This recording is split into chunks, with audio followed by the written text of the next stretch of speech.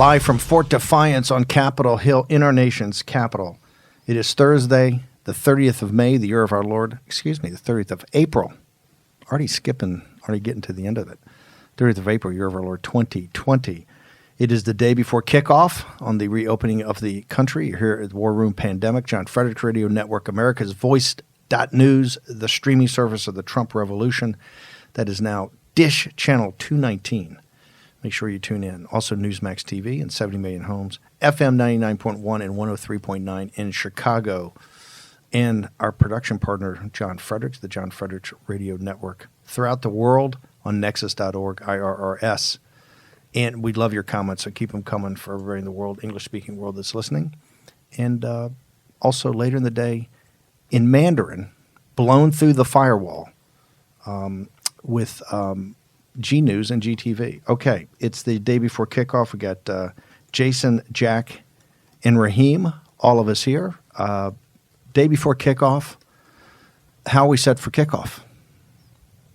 Yeah, so the no state has actually met their 14-day decline. And so, but in the midst of these new job loss numbers, 3.8 million more filing for unemployment. It's almost mind-boggling. 61, almost 62,000 dead? 61,005. 61,000.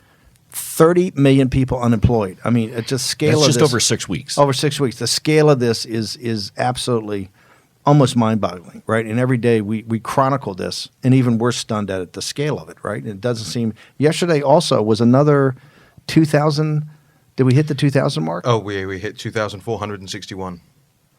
2,461. The model is wrong because New York is decelerating, yet we continue at these above 2,000 dead every day. It's just a scale. I want to make sure people don't forget that. Clearly, the University of Washington, these models they look are just not correct. I mean, it's going to be a significant number. But what I think has got everybody is that this plateau. But then you hit 30 million, and I might add, not just because I was on CNBC earlier, but the stock market, I think, had the best month in 30 years. So the asset, the $6 trillion bazooka from the Federal Reserve is working. The president should understand that Powell is his wingman, right? But as I said, hey, the carnage on the other side of this is still the opportunity cost, where we are, how our government is, big government, federalism, all of this is all to be determined. So we're kind of feeling our way through this. The biggest thing, I think, and it's not getting enough play, the president at the federal government level did set out this criteria. We're just going because it's game time and we got to go. People just saying right now, hey, everybody, regardless of political ideology, got to keep people safe, got to worry about the public health.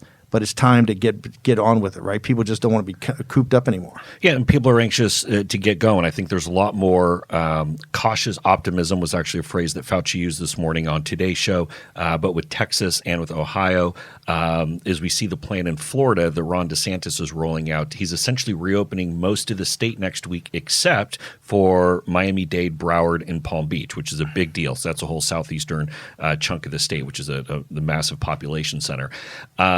And then also we have California. Actually, is that because of the density or the elderly population?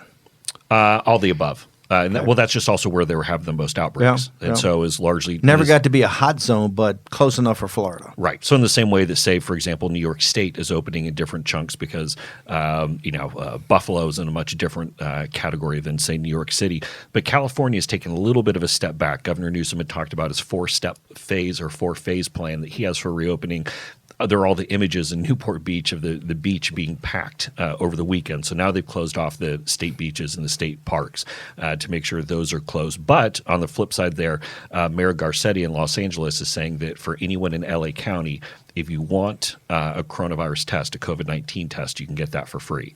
And so there, again, seems to be a little bit of the unevenness when it comes to the testing, because if you have the mayor saying, hey, anyone who wants it can go and get a COVID-19 test, but other places we're hearing a little bit. So that seems to me, if you're offering that up in Los Angeles, then they must not be that hard to come by.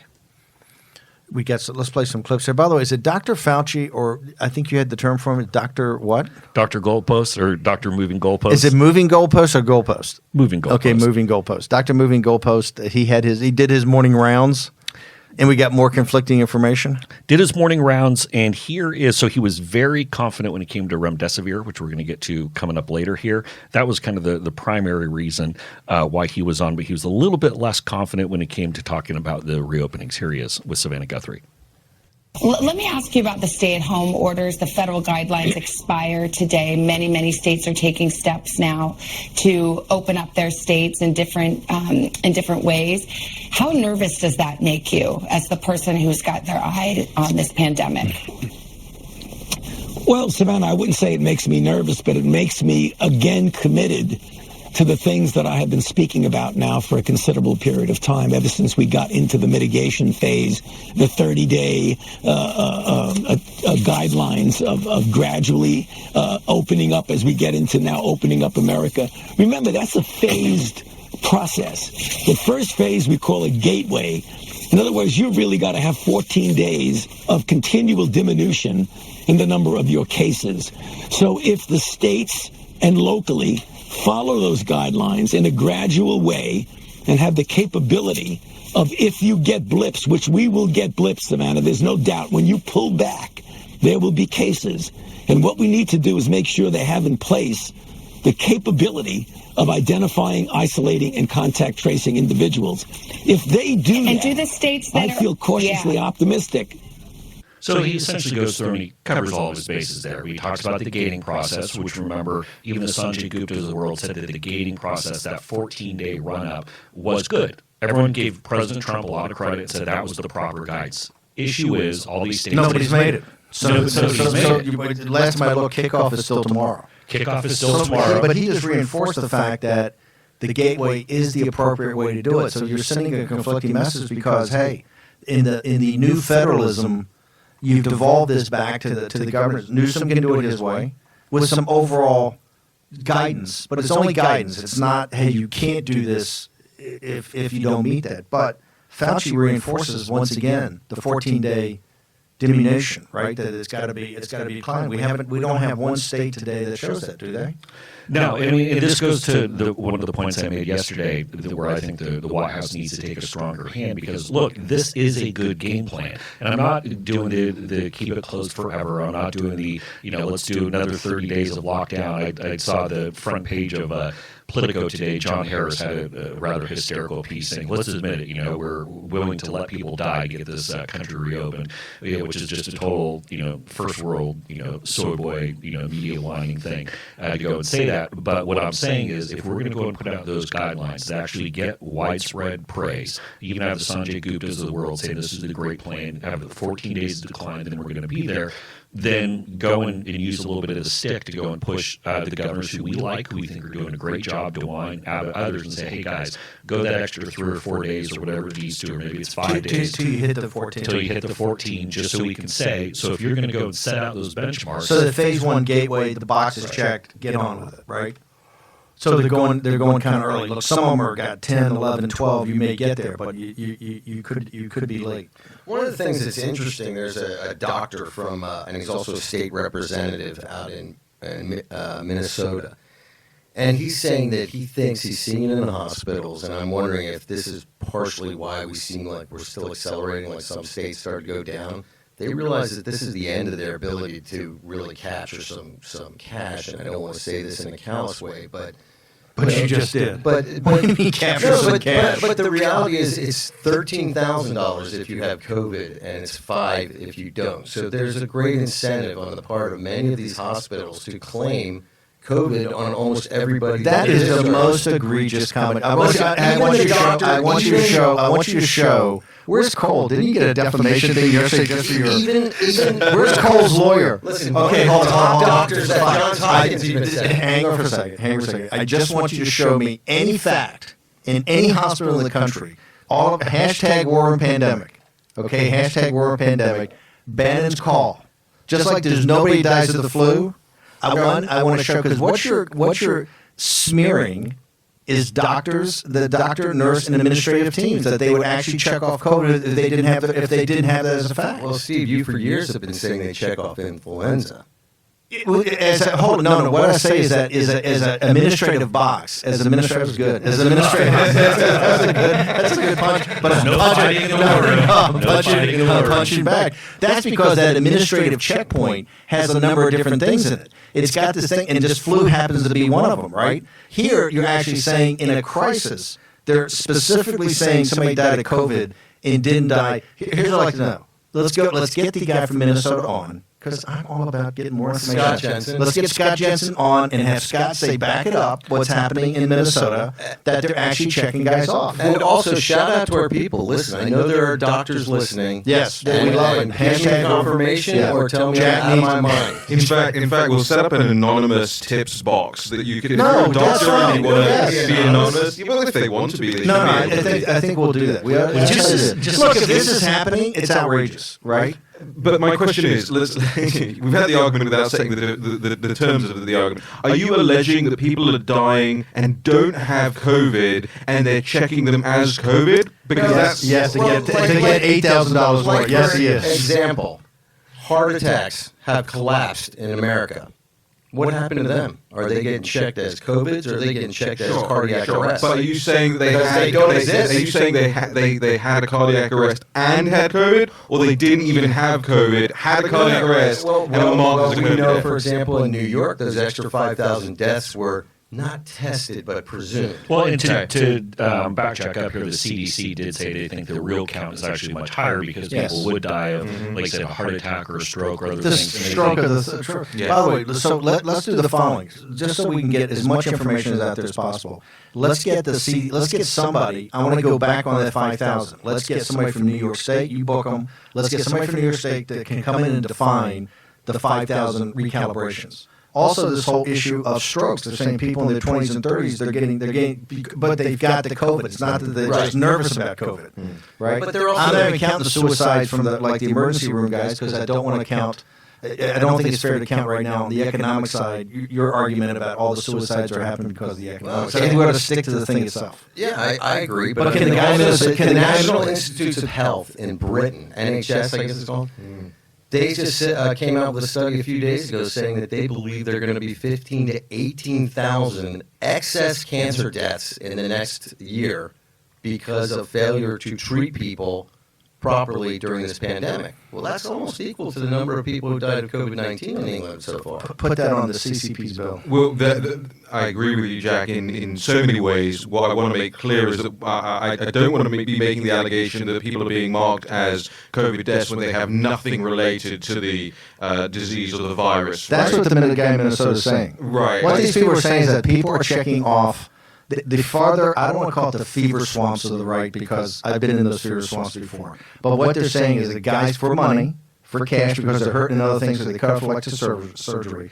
They're checking off the box because you get 13,000 for a COVID patient and you get 5,000 for a regular patient. And USA Today actually looked into the allegation. Jensen, they interviewed And what was a their surgeon from Johns Hopkins named Mark McCary, and he confirmed it. And they came out. McCary confirmed it. They said, we rate the claim that hospitals get paid more if a patient is listed as COVID-19 and on ventilators as true. Okay, We know they get. We Right, know but they I mean, pay outside. That's true. but that's not a. As a these dispute. hospitals are in The financial dispute is whether or not collapse. doctors are being, contrary to their oaths by doing this. I don't know that it's the doctors so much as it's the administrators. Administrators. Okay, the same ones that check off the people who die of flu. Nobody dies of flu. Okay, we're going to take a short commercial break. We'll be back to the war room in a moment. War Room Pandemic with Bannon. The epidemic is a demon, and we cannot let this demon hide. War Room Pandemic. Here's your host, Stephen K. Bannon. While we're doing checkings, we're also going to check later the PolitiFact thing. I guess this supported me halfway, but we're going to go all the way on Dr. Goalpost.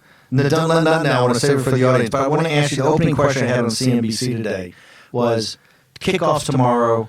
Where are we going to be in 31 days? I want to start with Jack Maxey. So we're kind of got this new federalism, right, where the president has devolved that power to the governors on both the lockdown and the open.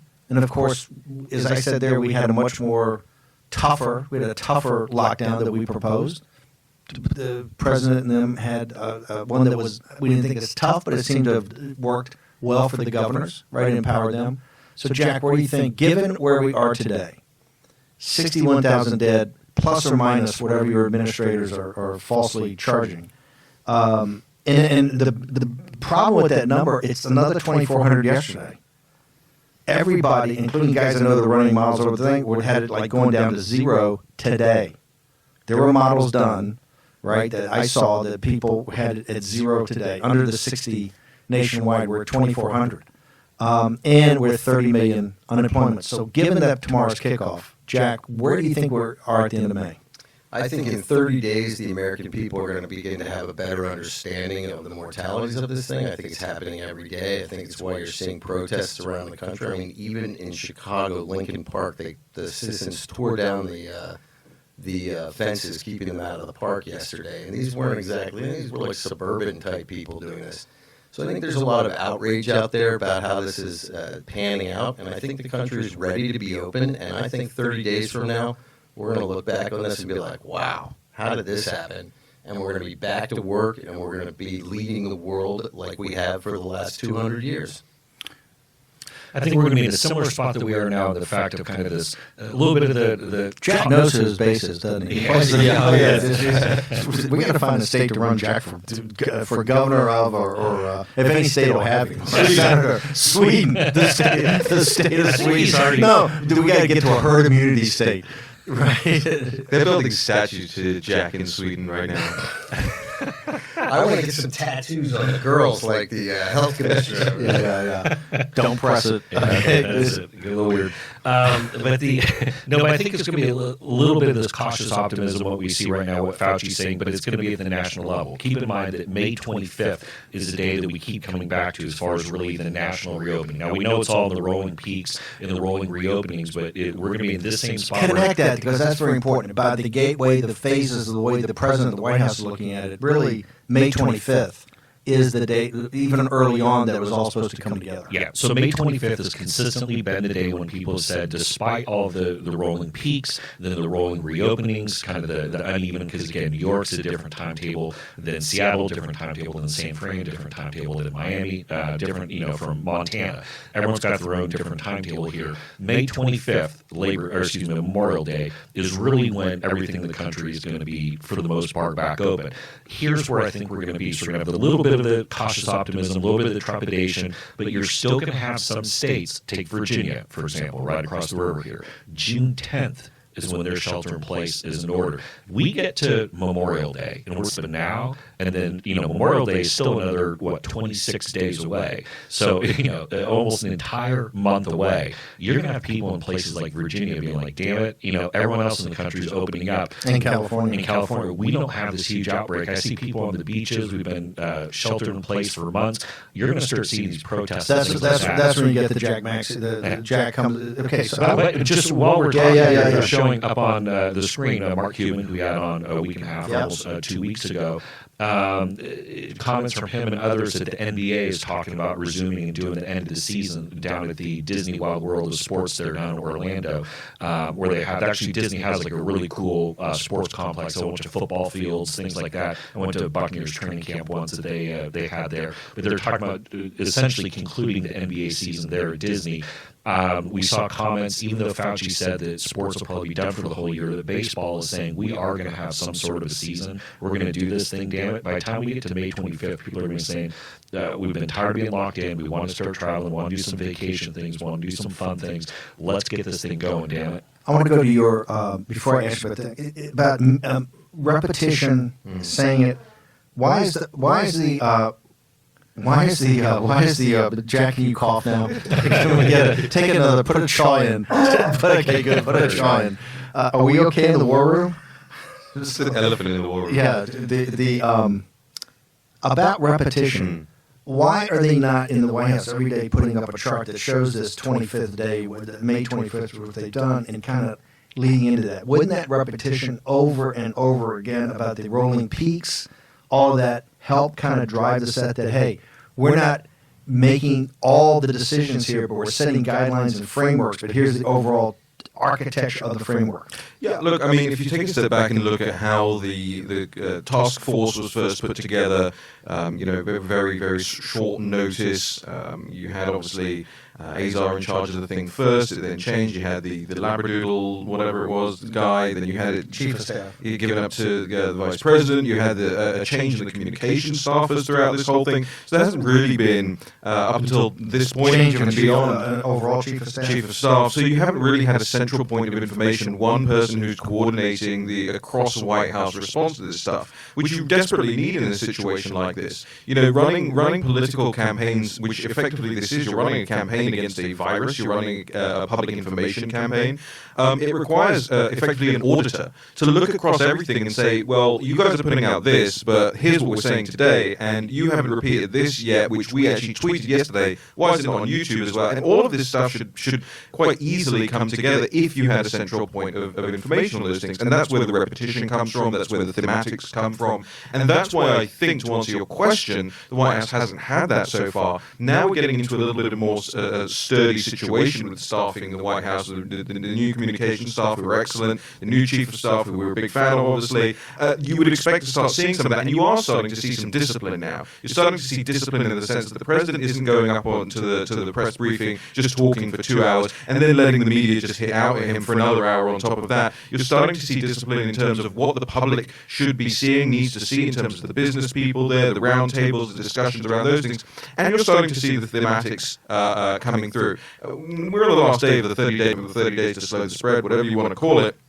And now we're starting to see, even from the president's Twitter feed this morning, how what he should be focusing on is something he said the other day, right? Rapidly but safely. Rapidly but safely. And you can see that even the media thought that was a good line. They all picked up on that. Rapidly but safely. Okay, we like that. Stick with that. Every single day, that's what it should be about.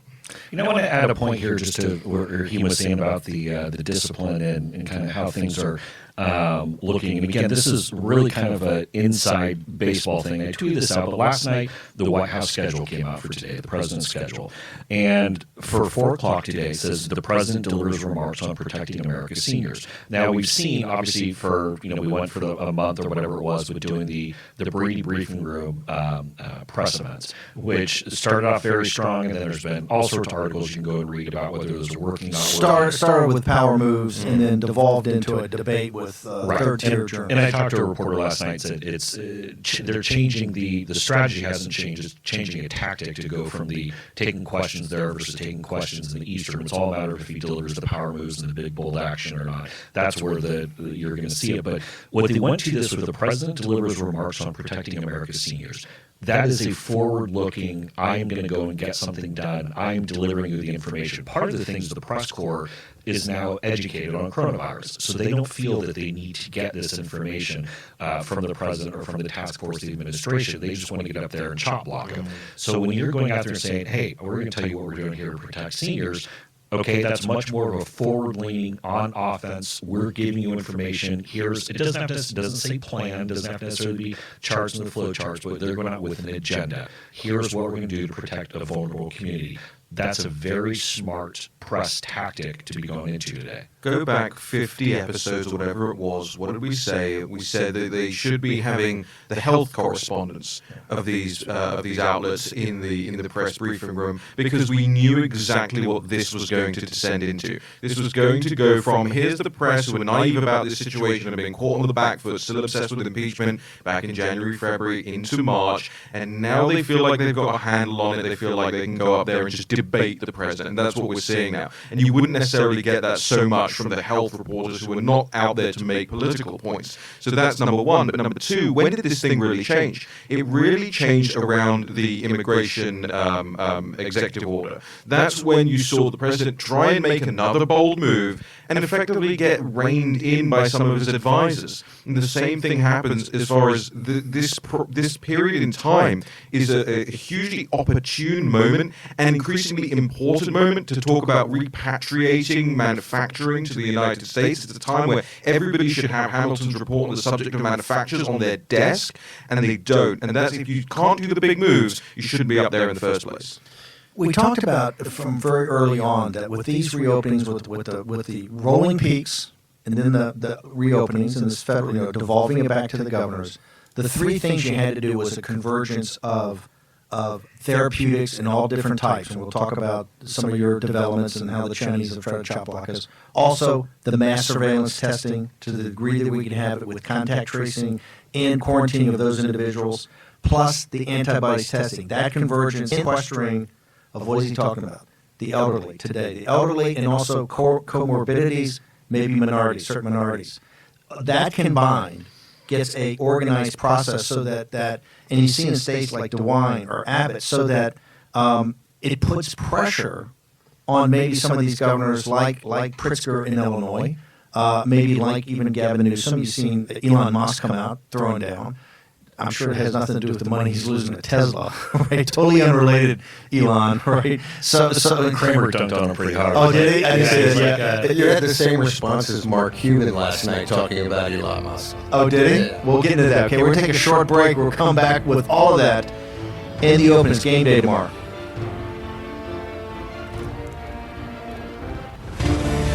War Room Pandemic with Stephen K. Bannon. The epidemic is a demon, and we cannot let this demon hide. War Room Pandemic. Here's your host, Stephen K. Bannon.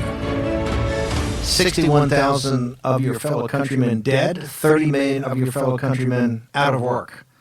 As we end the month of April, it was T.S. Eliot that said April is the cruelest month. It's been a very, very cruel month to the United States of America, also to the citizens of the world, and still the citizens of China, as the CCP, with the blood dripping from their hands, has still not been held accountable. In fact, they're on a massive propaganda campaign to blame it on anybody but themselves. We'll get to that a little bit later in the show. Also, Steve Cortez is going to break away from everything he's doing this morning. Join us at 11 o'clock in the second hour of the show to talk about these job numbers and the way out of here. It's still the economic carnage that we see all around us, although the stock market had its finest month on a percentage basis in 30 years. So you have and I know a lot of my populist colleagues are sitting there going, hey, another Wall Street bailout. We got 30 million people unemployed. We'll get into that. Cortez will be ready to fight. But let's go back. If we want to avoid all the hate and discontent that Brother Maxey foresees in the future, right? We're actually the liberals in the north side of Chicago, right over there by or in Lincoln Park. It's all that's not Trump country, right? They're tearing down the fence. Is Lincoln Park is where President Obama had the rally the night he won, correct? I think it Yeah, is. definitely. But remember, it was, I called it, don't take this the wrong way, I refer to it as like a Nuremberg. It was all they were all I thought crying. he did Grant Park. Did he do Was it Grant? I thought because Grant Park's the big one downtown. Lincoln Park is further up north. Okay. I don't Well, know. when I say north, meaning like Right. North. But my point is that the guys in Lincoln Park are not, they're not a ton of deplorables around there. For them to be tearing down the fence shows you people want to get out. Yeah, you got a lot of like young folks around Lincoln Park. You have some, some older money that's kind of around there. I think our man Steve Cortez is in Old Town, which is just south of that. Yeah, Cortez is around there. Fact check, it was Grant Park. It was Grand Park. That was good. That was that encyclopedic. Well, I lived in Chicago for a couple years. Oh, did you? Oh, yeah. Right in the Gold Coast. It was money. Right at the corner of Oak and Rush. And you were working in 2008 when Obama blew you guys up, right? No. Crushing blow. No, I was there in 2004. 2008, I was on the almost successful presidential race of Mayor Giuliani. The almost successful presidential. I remember that. We just the Florida strategy. Yeah, the Mike Duhame Florida strategy, as we call it. Like, we just attached his name on it. And the poor guy, he wasn't even the one. It was Brent Seaborn who actually came up with the Florida strategy. But we pinned it on Duhame, and so, Duhame gets to own Mayor it. Giuliani is such a good guy, he never heckles you about that. That's what a gentleman he is. Oh, no, he does. Just privately. Yes, privately. Jason, why didn't you get more votes in Florida? Okay. Therapeutics, testing, antibodies, sequestering, contact tracing, all of it. That was all kind of the set. Hey, mass on point. We're going to be able to do this, maybe move things around to the degree to do it. You've got the peaks and the rolling peaks. They've said from the beginning, Vice President Pence had always had that 25 May. We got the kickoff tomorrow. Where do we stand with the rest of it? Where do we stand with, and it's not the snarky press trying to chop block President Trump, but from your perspective, and you guys do this every day, where do you think we actually stand? And with the messaging we're getting from Dr. Fauci and Ambassador Colonel Dr. Birx? Well, as far as right now, I mean, look, with the big news right now is on the remdesivir. Jack talked about it at length yesterday, and Dr. Fauci was out doing it was like the Jackson 1984 victory tour this morning talking But about Kramer's blowing us up saying we didn't talk enough about China. You know, we'll get that clip in there. I wasn't tough enough on China. Jack, what exactly, separate rumor from fact, what exactly is this thing with China in this therapeutic drug? Well, my problem with China from the beginning, they lied, number one, right? And I said this actually in an interview about a month and a half ago. I said, if it turns out that hydroxychloroquine and remdesivir, which they had claimed that they had already studied and didn't work, if it does turn out that they work, and there was significant anecdotal Fauci evidence that both of them did work, it's quite an indictment to me of Chinese science, and it's an indictment of their system that does not allow free flow of information. And I think it's kind of like an attempt by the CCP to propagandize their efforts prior and to undermine our efforts. You look around the world, some of these countries who adopted this hydroxychloroquine program right out of the box are doing amazing. Turkey, come on. You look at Bahrain, you look at most of the Middle Eastern countries, they adopted this quietly. And the same thing with India. Nobody can explain why India has such a low death rate, unless you want to use anecdotal evidence.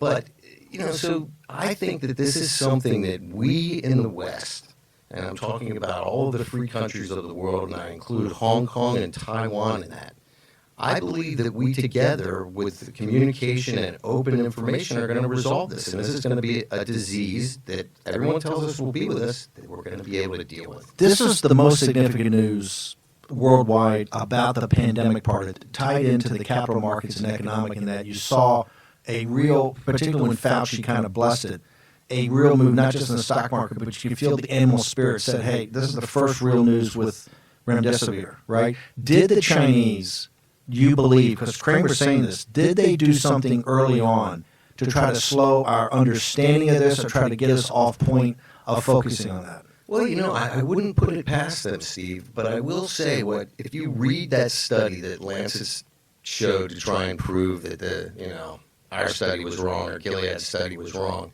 just like their hydroxychloroquine study, the control group was getting all kinds of antivirals. So there's no controlled study. I mean, this is emblematic of a broken system pretending to be a Western power. Dr. Fauci has said yesterday, it was by the end of May that we will have testing. He's been told by others that it was testing. The clip we played yesterday was the end of May or end of June. I think it was end of May. Correct? It was end of May, early June. Early June. So this ties in with the 25th. So he's saying we should have that element of the threefold pack. We clearly have some therapeutics that look like they're coming online. Right, and that was and again, it was, he did a little bit of the moon and goalpost thing for the people that need it, but the overall White House plan, which I actually thought there were good metrics and there was a good rollout by Dr. Ambassador Colonel Birx, right.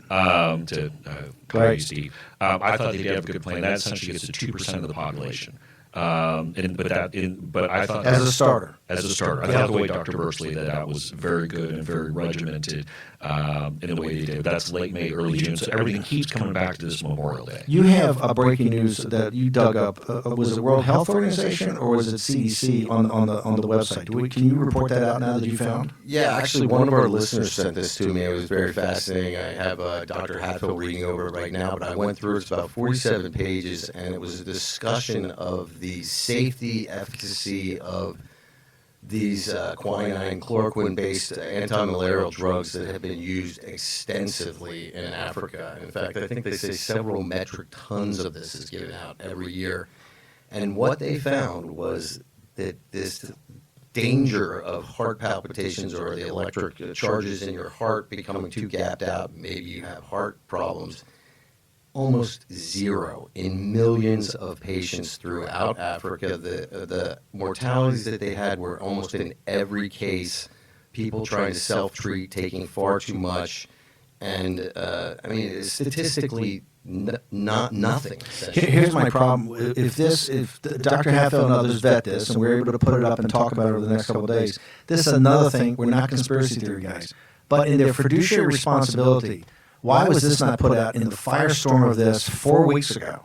And no offense, why has the media, CNN, Dr. Sanjay Gupta, and others doing full due diligence with the staffs they have, at least bring this up into the conversation and say, hey, this is off the World Health Organization. It's a 47-page study. Here's the pros of it, the cons of it. But to know that it hasn't even been mentioned today, and it takes a hashtag War Room Pandemic listener, which this is the power of the hashtag War Room. Send us everything you've got. We will vet as much as possible. Why is it a deplorable, a grundoon, right, and not one of these big apparatuses that should put everything on the table just for full disclosure? Because truth is the first victim in any war, Steve. And let's remember the left wants our president to fail.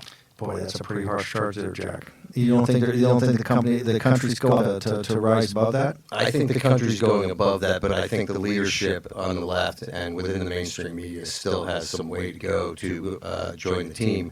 I think you saw that in Lincoln Park yesterday, right? Those are probably people who are not on our side of the fence.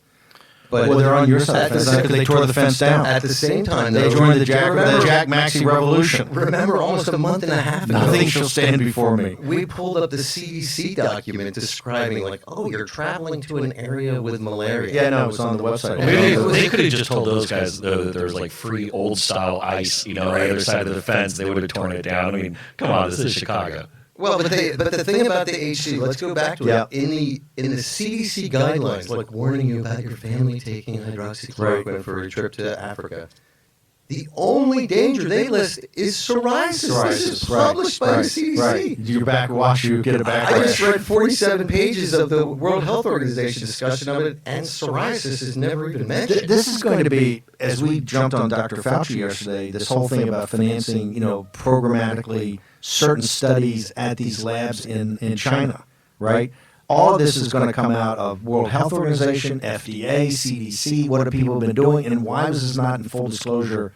Immediately. We had another bombshell with Dr. Fauci today that I don't think people. Was this on the Today Show today? Where he dropped the thing about the vaccine. Can we play that clip on the vaccines? Yeah, I was just saying, getting Greg in the war room, Kevin Hassett, we're going to get the clip in just a moment here, but was saying that the unemployment rate, the national unemployment rate is going to look like 19%. He just announced it today. He was just on Fox. Reverend Greg pulled the clip right now. I was just reading the transcript, so I got distracted for a moment. Let me pull up Dr. Fauci. He was talking about the 30 million people being unemployed, and that'll take us up to there. So this is Dr. Fauci with regard to. We said we're going to go to the testing. Yeah, we have the vaccine. I wanted to play the vaccine one, which is the bomb. Do we have that one? Yes, here that is. All right, and sorry, the NBC, the audio, it's not perfect, but we have it. Here we go. The administration has confirmed that it has a program called Operation Warp Speed. That's what the administration is calling it, with, according to reports, the goal to speed the timeline for a vaccine to develop hundreds of millions of doses to be ready by January. Do you feel that's in the realm of possibility? Yeah. I do, Savannah. I mean, I'm obviously part of the team that's involved in that. And the question is, you always have to say you want to get a vaccine that is safe and that's effective and that you can scale up rapidly.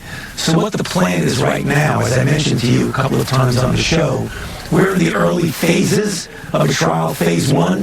When you go into the next phase, we're going to safely and carefully, but as quickly as we possibly can, try and get an answer as to whether it works and is safe. And if so, we're going to start ramping up production with the companies involved.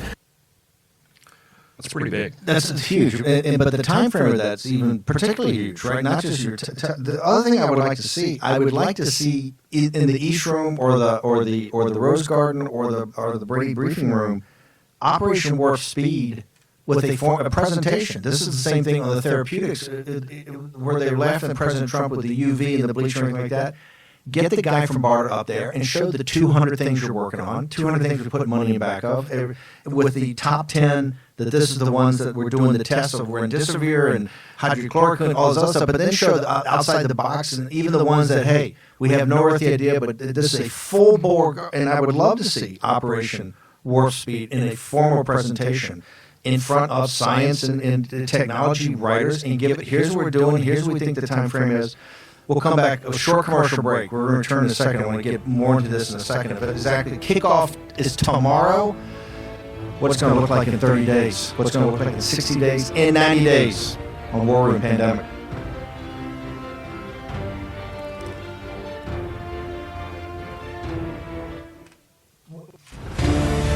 War Room Pandemic with Stephen K. Bannon. The epidemic is a demon, and we cannot let this demon hide. War Room Pandemic. Here's your host, Stephen K. Bannon. Welcome back to the War Room. Before we get to War City, do we have the cut of my CNBC on the new federalism? I want to play that, and we want to talk about these governors in the last part of this segment. We got Steve Cortez is coming on 11. Steve Cortez on fire. About 30 million Americans unemployed in the best month we've ever had in the stock market in 30 years. The dichotomy of that, the juxtaposition, right? What's happened? We actually advocated if you're going to take, you should have a harder shutdown. But I think when the president did it and backing these governors and having kind of this new federalism turned out to be closer to the deck plates could actually manage this. So that's what he did with the shutdown, and now we're going to do the open. And the open will start with, Mike DeWine, I think, is on the 5th. Is he coming in a couple of days? Early next week? Yep, so he comes in early. And Steve, you actually went on a little bit longer, a little longer clip where he talked about the bold action from President Trump. I want to play that.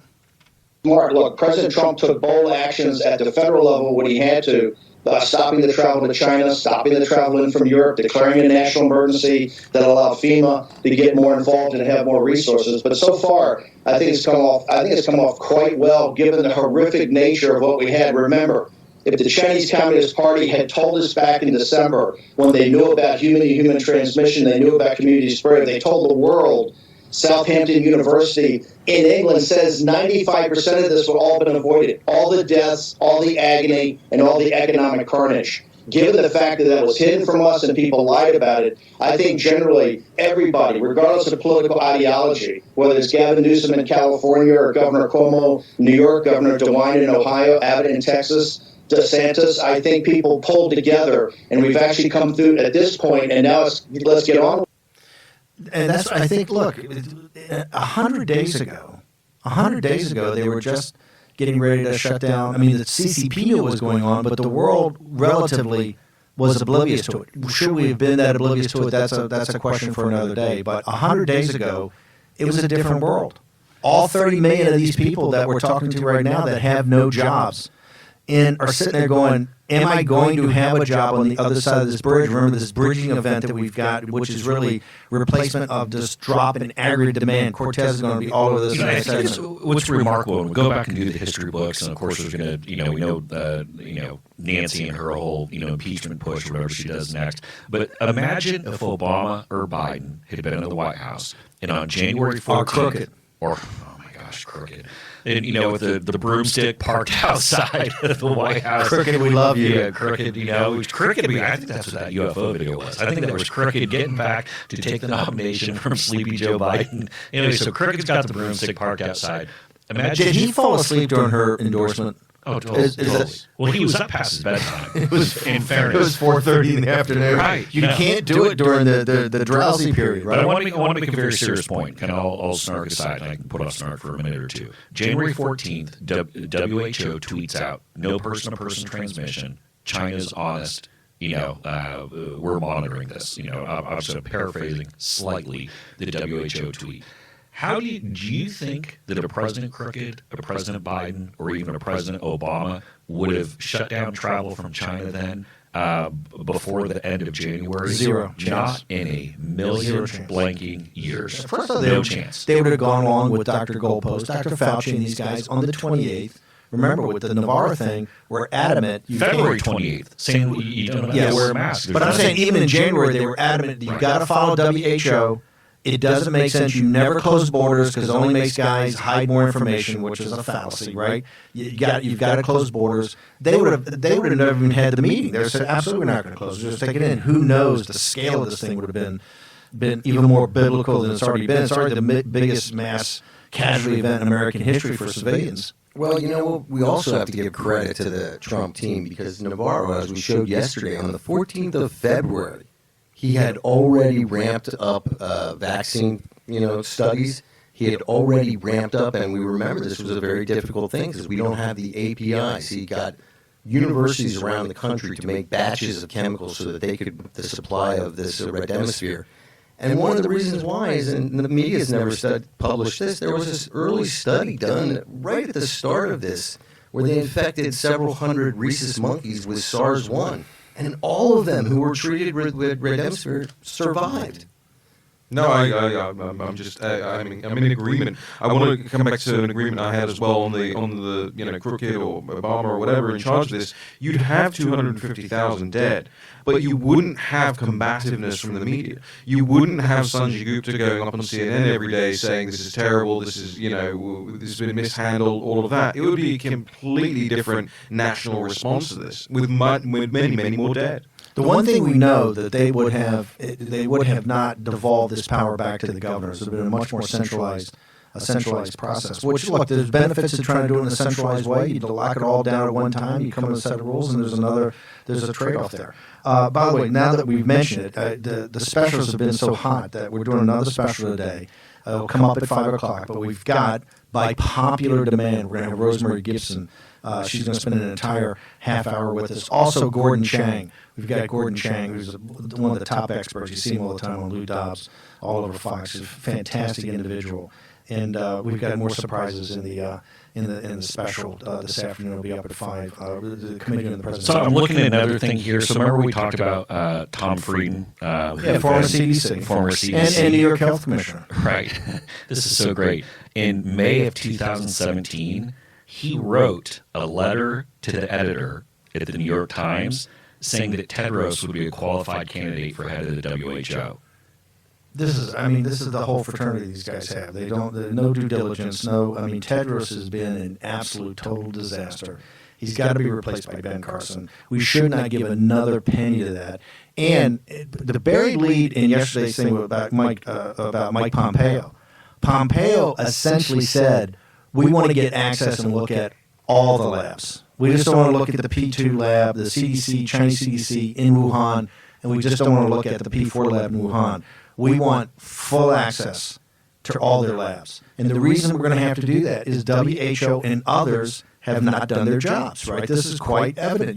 This thing has to be managed. It's got to be totally open. We have no earthly idea what went over there. And you got Frieden putting up a guy that's a total disaster. And this is but I don't want to get people's attention too much on WHO away from CCP. Because I think people say, oh, it's WHO. They're like the Grundoons in this, right? They're two sides of the same coin. Yes, but the real decisions are made in Beijing. They just tell Geneva what to do. Okay, short commercial break. We're going to return with Steve Cortez. We're going to have a group discussion with Steve Cortez on 30 million unemployed Americans. But it looks like the Fed system on asset help is holding. See you in a second.